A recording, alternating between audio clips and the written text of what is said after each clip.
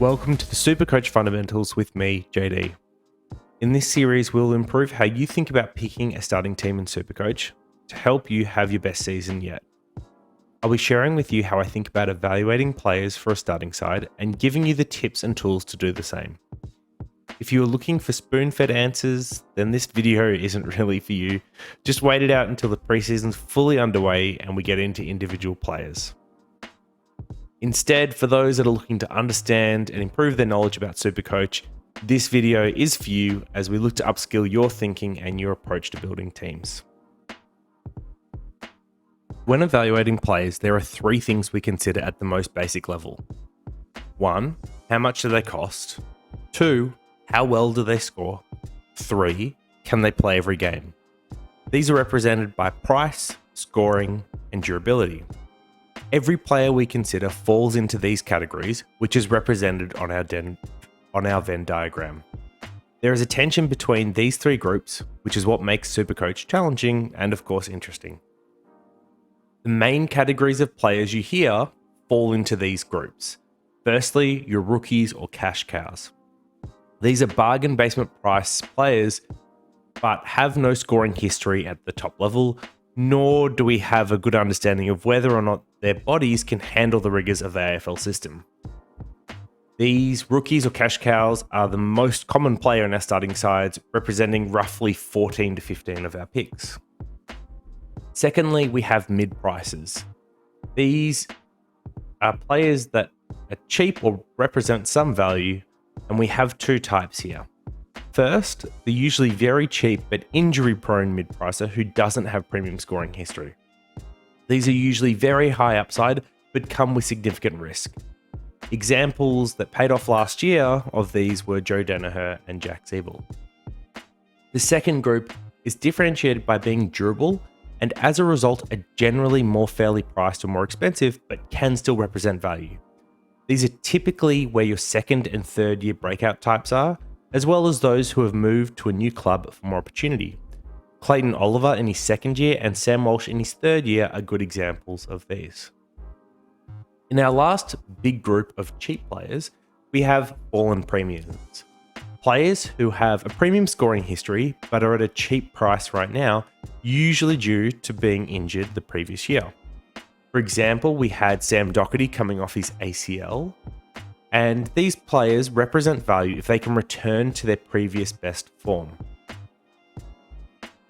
Players who have premium scoring history but are priced fairly and are not durable are traps.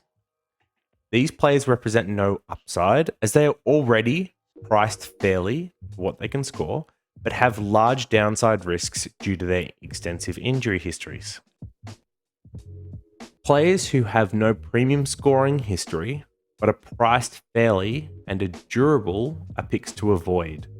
These players also offer little upside as they are generally not going to magically start scoring more and take up a spot on your Supercoach team that could be used by someone who is either going to score like a premium or make money. They often play key position or a small forward, and generally those type of hardworking player in your club's best 22 that fans know about and love, but that doesn't translate into Supercoach points. You know, these are your role players. We also have players that have no redeeming qualities from a Supercoach perspective, at least anyway. They might be good people, and these are hard avoids, which are probably self-explanatory. Durable premiums will make up a lot of your more expensive starters, and I'm referring to them as solid picks for the purpose of this video. These are players who score up in the top echelon of players their line and have a history of playing most games in the year. Due to their history of premium scoring, they are priced fairly, and as a result, you pay a premium price to get a premium player. Please note that this is the only group of player that we pick that isn't value or cheap in some regard. There simply isn't enough value players at the start of each year, which is why we don't run full teams of mid-prices. So we strike the balance between finding value, the other main categories we look at across mid-prices, rookies, fallen premiums, and getting proven quantities for our sides, which is what is made up of the solid picks. Finally, we have what I would say is a true lock. A player that is underpriced, a premium scorer, and durable. These are, of course, incredibly rare and show the tension between the groups. If you are durable and a premium, you can't be cheap. So putting this into practice, we have some examples of players who fit into these categories in 2020 and those who fit into it for 2021. Very quickly, we now have a framework for figuring out how a player should be considered by looking at the price, scoring, and durability that they have. Mid prices, you can see, aligned with those who are cheap but don't have premium scoring history. They comprise of players who are coming off injuries, are breakout candidates, and or have moved to a new club. A perennial favourite is someone like Wayne Malera, who threatens to be a relevant defender most years but can't get his body right. Fallen premiums are full of great names who represent value due to injury history. Canelio might be a somewhat controversial one to include here. Many consider him a mid-pricer, but forget at his peak he had multiple seasons in the 100 plus average range, which would make him a top 6 forward. Just because he's really cheap doesn't make him a mid-pricer. We also have to consider these other factors. Traps are a common pitfall. Nick Nat is a great example from this group. We know he's one of the best rucks in the competition when he plays every game, but 2021 was the first time since 2010, so over 10 years, it was the first time he played every game, and even then, he only managed this through extensive game time management, which meant he still didn't reach his full scoring potential. Avoids and hard avoids are usually obvious even to inexperienced players, so we won't waste time going over them in detail.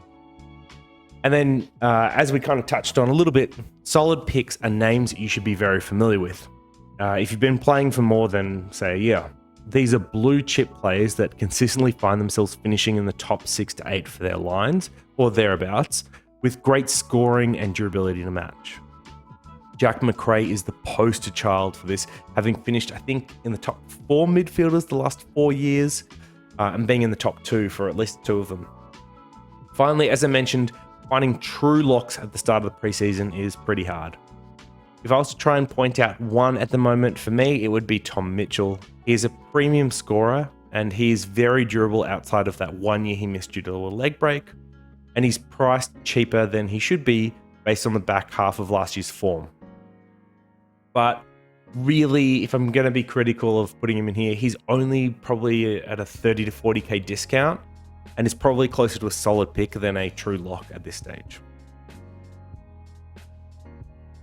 We can see how this played out for Supercoach Mama in her winning team from last year. Overall, she had 8 solid picks that were rounded out with value picks from the other categories. She didn't hit on every pick. Taranto was largely disappointing without being a disaster. Dunkley and Butters both suffered serious injuries, but were tracking well beforehand. And Dangerfield didn't really end up being solid. What's important here, though, is not necessarily the number of players that came from each category, but that she really only had 4 picks that weren't hits. So, using this framework, how do we distinguish the better picks, our hits, from the worst picks, our busts, in each of the categories? Well, simply put, price, durability, and scoring aren't discrete categories. This mental model is a simplification of the spectrum of places a player could be within each group. What we want to do is build belief on each player that they represent more value, are more durable, and have more scoring potential than is currently captured in either their starting price or the broader Supercoach community's sentiment. As we build belief, we move these players increasingly to a lock for our sides, because we understand something about our picks that others don't. For example, once we knew that Jack Zeeble was moving into defence after years of poor half-forward roles, we move him up our considerations and closer to the lock category. In the next video, we will go into more detail on the information you want to look for over the preseason, players within each of these groups to help you move them from where they currently are to a lock.